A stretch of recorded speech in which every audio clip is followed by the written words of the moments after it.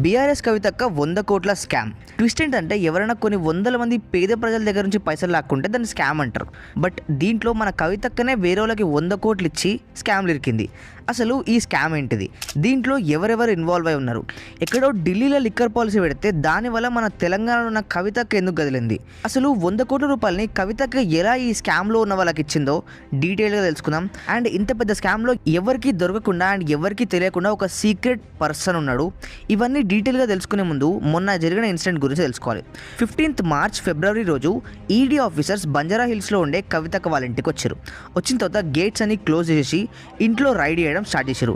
ఆమె ఫోన్స్ లాక్కున్నారు, ఇంట్లో ఇంకేమైనా దొరుకుతాయని చెప్పేసి మొత్తం సెర్చ్ చేశారు. అలా రైడ్ జరగడం స్టార్ట్ అయిన తర్వాత కొన్ని గంటల్లోనే బీఆర్ఎస్ పార్టీ అధికారులందరికీ ఈ విషయం తెలిసింది. అలా వాళ్ళందరూ కవితక్క ఇంటి ముందుకు వచ్చి అరవడం స్టార్ట్ చేశారు. బట్ గేట్లు మాత్రం ఎవ్వరూ ఓపెన్ చేయలేరు. ఇలా 3 గంటల తర్వాత కేటీఆర్ గారు అండ్ హరీష్ రావు గారు కూడా అక్కడికి వచ్చారు. వచ్చిన తర్వాత కొంతమంది లాయర్ సహాయంతో వాళ్ళని లోపలికి పంపించారు. ఎప్పుడైతే కేటీఆర్ గారు లోపలికి వెళ్ళిపోయారో అంతకన్నా ముందే ఈడీ వాళ్ళు కవితక్క అరెస్ట్ అని చెప్పేసి ఒక నోటీస్ని రిలీజ్ చేశారు. ఈ విధంగా సోషల్ మీడియాలో కవితక్క అరెస్ట్ అనే విషయం వైరల్ అయిపోయింది. అయితే స్పెసిఫిక్గా ఫ్రైడే రోజే ఎందుకు అరెస్ట్ చేశారంటే ఇది ఈడీ వాళ్ళు యూజ్ చేసే ఒక స్ట్రాటజీ.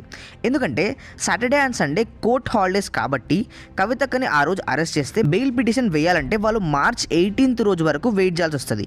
ఈ గ్యాప్లో చాలా చేయొచ్చు అని చెప్పేసి ఈడీ వాళ్ళు ఇట్లా చేస్తారు. అండ్ ఈ మనీ ఇంత సడన్గా ఇంత పకడ్బందీగా అరెస్ట్ చేయడానికి కారణం ఏంటిదంటే అక్టోబర్ 13 రోజు ఢిల్లీలో ఒక కొత్త లిక్కర్ పాలసీని పెట్టారు. అసలు ఈ లిక్కర్ పాలసీ ఏంటిదంటే ఢిల్లీలో చాలామంది తాగుబోతులు ఉన్నారు. వాళ్ళందరికీ రోజంత లోపలేకపోతే ఆ బండి నడవదు. అట్లాంటి వాళ్ళ కోసమే ఢిల్లీ వాళ్ళు కొత్త లిక్కర్ పాలసీని స్టార్ట్ చేద్దాం అనుకున్నారు. అయితే ఇండియా మొత్తంలో ఈ లిక్కర్ దందా అనేది $52 బిలియన్ కన్నా పెద్ద ఇండస్ట్రీ. సో దీనికి అంత డిమాండ్ ఉంది కాబట్టి ఢిల్లీలో చాలామంది బ్లాక్లో కూడా మందును అమ్ముతూ ఉంటారు. అట్లా ఇదంతా ఆమ్ ఆద్మీ పార్టీ వాళ్ళు అబ్జర్వ్ చేసి బ్లాక్లో కూడా మందు కొనే అంత కెపాసిటీ ఉందిరా మన ఢిల్లీలో, సో మనం ఎందుకు దాన్ని లీగలైజ్ చేసి ఎక్కువ పైసలు సంపాదించొద్దు అని చెప్పేసి ఒక కొత్త లిక్కర్ పాలసీని పెడదామని చెప్పి రీసెర్చ్ స్టార్ట్ చేశారు. ఈ కొత్త లిక్కర్ పాలసీలో మెయిన్గా 4 రూల్స్ని తీసుకొచ్చారు. ఒకటి, అప్పట్లో ఢిల్లీలో 25 ఏళ్ల కన్నా చిన్న ఏజ్ ఉన్న వాళ్ళు మందు తాగడం అనేది ఇల్లీగల్. బట్ కొత్త లిక్కర్ పాలసీలో 21 ఇయర్స్ పిల్లలకు కూడా మందు తాగొచ్చు అని చెప్పేసి దాన్ని లీగలైజ్ చేశారు. Second, licence fees. ఒక ప్లేస్లో లిక్కర్ లైసెన్స్ రావాలంటే దాదాపు 8 నుంచి 10 లక్షల రూపాయలు అప్పట్లో ఖర్చు పెట్టేది. బట్ దాన్ని 6.5 నుంచి 7 కోట్ల రూపాయల వరకు పెంచారు. దీనివల్ల గవర్నమెంట్కి చాలా ఎక్కువ డబ్బులు వస్తాయి. మూడోది, బిడ్డింగ్. ఒకవేళ 6 నుండి 7 కోట్లు మేము పెడతామని చెప్పినా కానీ వాళ్ళందరినీ ఒక రూమ్లో తీసుకొచ్చి ఎవరు ఎక్కువ పైసలు వేస్తారో వాళ్ళకే వస్తుంది లైసెన్స్ అని చెప్పేసి బిడ్డింగ్ ప్రాసెస్ స్టార్ట్ చేశారు. దీనివల్ల కూడా ఎక్కువ గవర్నమెంట్కి బెనిఫిట్స్ ఉంటుంది.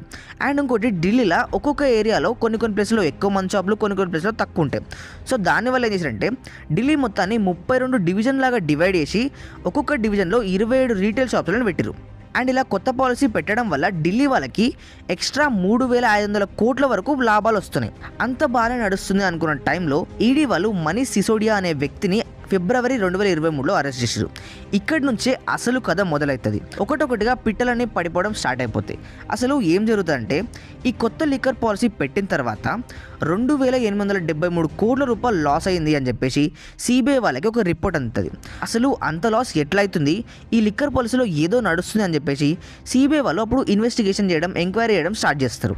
ఆ ఇన్వెస్టిగేషన్లో వాళ్ళకి ఏం తెలుస్తుంది అంటే ఈ పాలసీలో 32 డివిజన్స్ ఉంటే అందులో 9 డివిజన్స్ల లైసెన్స్ అనేది సౌత్ గ్రూప్ వాళ్ళకి ఇచ్చారు, మెయిన్గా ఆంధ్ర తెలంగాణలో ఉండే వాళ్ళకి ఇచ్చారు అని చెప్పేసి లీక్ అయింది. దాంట్లో మెయిన్ పర్సన్ ఎవడరా అని చూస్తే విజయ్ నాయర్ అనే ఒక వ్యక్తి.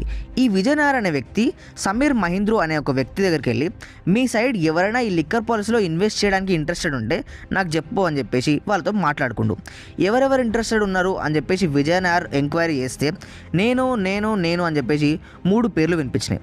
ఒకటి, అరుణ్ రామచంద్ర పిల్లై. ఈయనకి చాలా ఎగ్జిస్టింగ్ బిజినెసెస్ ఉన్నాయి అండ్ లిక్కర్ బిజినెస్లో మస్తు ఎక్స్పీరియన్స్ ఉంది. రెండో వ్యక్తి శరత్ చంద్ర రెడ్డి. ఈయన హైదరాబాద్కి చెందిన ఒక బిజినెస్ మ్యాన్. మూడో వ్యక్తి అభిషేక్ బోయిన్పల్లి. ఈయన అరవిందో ఫార్మాకి రిప్రజెంటేటివ్. అయితే ఈ 3 వ్యక్తులు ప్లస్ ఢిల్లీలో ఉండే వాళ్ళంతా కలిసి హైదరాబాద్ ఐటీసీ కాకతీయలో ఒక మీటింగ్ పెట్టారు. ఆ మీటింగ్లో మేము మీ దాంట్లో పైసలు ఇన్వెస్ట్ చేస్తే మాకేం లాభాలు వస్తాయని చెప్పేసి అంతా డిస్కస్ చేసుకున్నారు. ఆ డిస్కషన్లో వీళ్ళ బెనిఫిట్స్ వాళ్ళ బెనిఫిట్స్ అన్నీ చూసుకొని ఆ డీల్ మొత్తం ఫైనలైజ్ చేసిన తర్వాత 34 కోట్ల రూపాయలని ఒక స్పెషల్ ఫ్లైట్లో పెట్టి ఢిల్లీకి పంపించారు.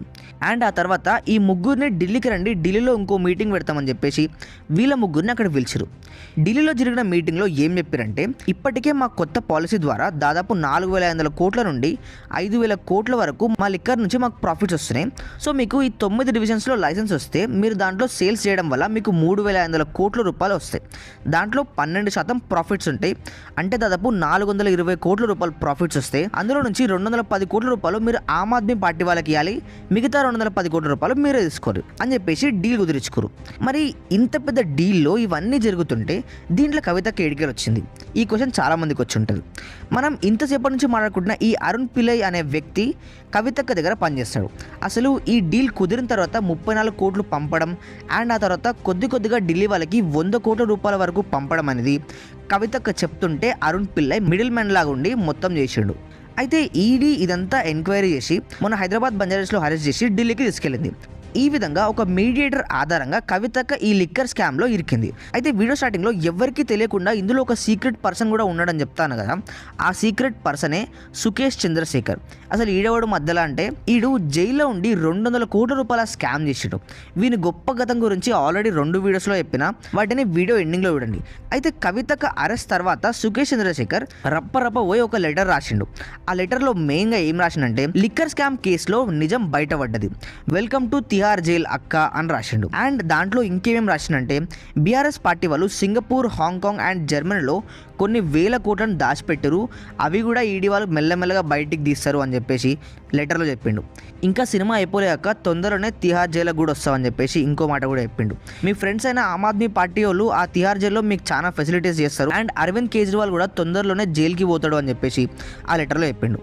అండ్ నేను చెప్తున్న ఈ విషయాలు అనేవి నార్మల్ జనాలకు అర్థం కావు, ఎవరికి అర్థం కావాలో వాళ్ళకి అర్థమైతేనే ఉన్నాయని చెప్పేసి ఇంకో మాట కూడా చెప్పిండు. సుకేష్ చంద్రశేఖర్ అప్పుడు ఈ మాట ఎందుకు అన్నాడో ఎవరికి సరిగా అర్థం కాలేదు. బట్ ఆ లెటర్ వచ్చిన వారం రోజుల్లోపే ఢిల్లీ సీఎం అయిన అరవింద్ కేజ్రీవాల్ గారిని ఈడీ వాళ్ళు నిన్న రాత్రి అరెస్ట్ చేశారు. ఆయన ఇంటి దగ్గర దాదాపు 2 కిలోమీటర్ల రేడియస్లో ఎలాంటి అల్లర్లు జరగకుండా మొత్తం పోలీస్ ఫోర్స్ అని అలర్ట్లో పెట్టేసి 21 మార్చ్ రోజు రాత్రి అరవింద్ కేజ్రీవాల్ని అరెస్ట్ చేసేసి ఈడీ ఆఫీస్కి తీసుకొచ్చారు. బట్ ఒక నార్మల్ పర్సన్ని అరెస్ట్ చేయడానికి ఒక స్టేట్ సీఎంని అరెస్ట్ చేయడానికి చాలా ఫరక్ ఉంటుంది. అండ్ ఒక సీఎంని అరెస్ట్ చేయాలంటే వాళ్ళు చాలా రూల్స్ని పాటించాల్సి వస్తుంది.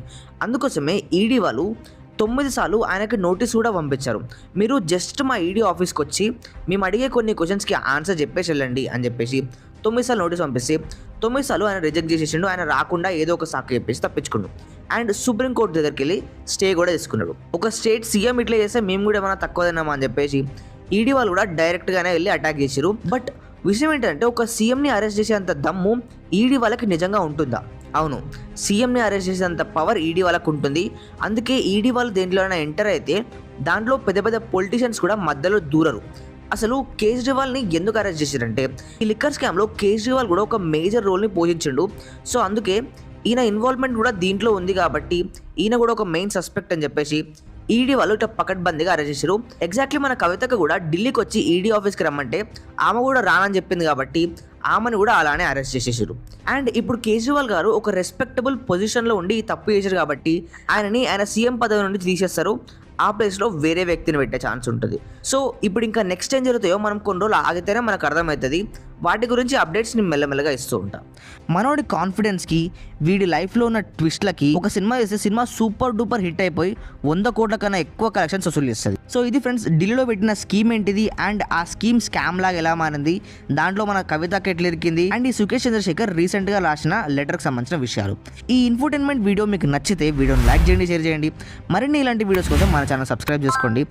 వీడియో లాస్ట్లో సుకేష్ చంద్రశేఖర్కి సంబంధించి 2 వీడియోలు వస్తాయి. ఆ వీడియో చూస్తే మీరు ఖచ్చితంగా ఇంప్రెస్ అయిపోతారు, ఇది నా guarantee. So see you in the next video and thank you for watching. This is Sai Vardhan signing of.